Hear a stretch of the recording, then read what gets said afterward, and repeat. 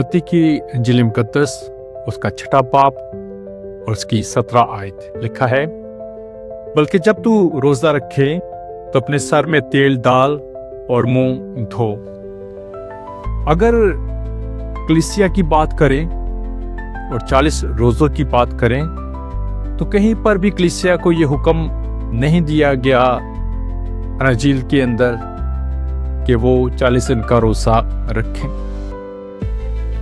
शुरू के अयाम में लोग बुध और जुम्मा 2 दिन रोजा रखते थे, और ये बात जो 40 रोजों की है 325 में ठहराई गई। उससे पहले लोग बुध और जुम्मा को 2 दिन रोजा रखा करते थे। क्या अब जो 40 रोजे हैं वो कलाम के मुताबिक हैं? नहीं। खुदा के कलाम में कहीं भी हमें ये हुक्म नहीं दिया गया कि हम 40 रोजे रखें।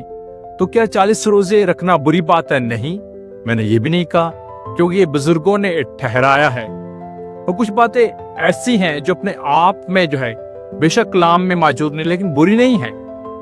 लोग अगर रोजे रखते हैं तो खुदा की कुर्बत में जाते हैं। रोजा है क्या? मेरे अंदर भूख है खुदा की कुर्बत में जाने की, मेरे अंदर भूख है खुदा के कलाम के लिए, मेरे अंदर भूख है कि मैं पाक रूह की कुदरत के जोर में और गहरा होता चला जाऊं, मेरे अंदर भूख है कि मैं खुदा की खिदमत करूं, मेरे अंदर भूख है कि उसकी बादशाही जल्द आए। रोजे में ये सब कुछ मैं खुदा की हुजूरी में रखता और जाहिर करता हूं। इसलिए जो कुछ बुजुर्गों ने ठहराया है, अगर उसे ठीक तौर पर गलत तालीम के साथ ठीक तौर पर लिया जाए तो 40 रोजे रखना बुरा नहीं है।